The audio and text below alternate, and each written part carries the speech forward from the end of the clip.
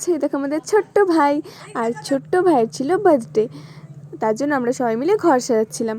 আর তোমরা যারা আমার আগের ব্লগটা দেখেছো তারা অনেকেই জানো যে আমি রায়গঞ্জ এসেছি।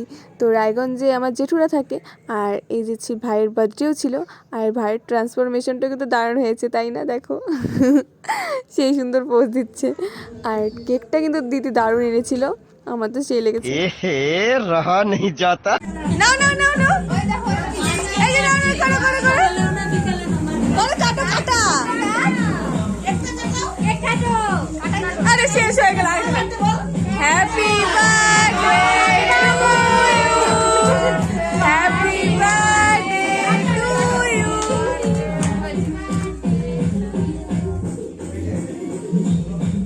নিকিতা তাকাবি তাকাবি, নিকিতা নিকিতা তাকা।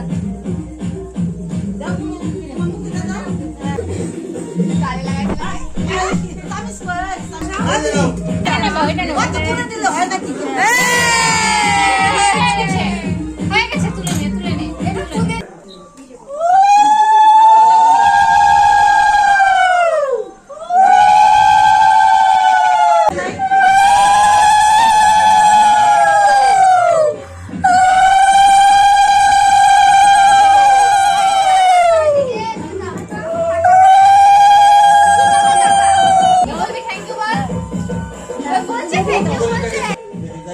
এবার থ্যাংক ইউ বল।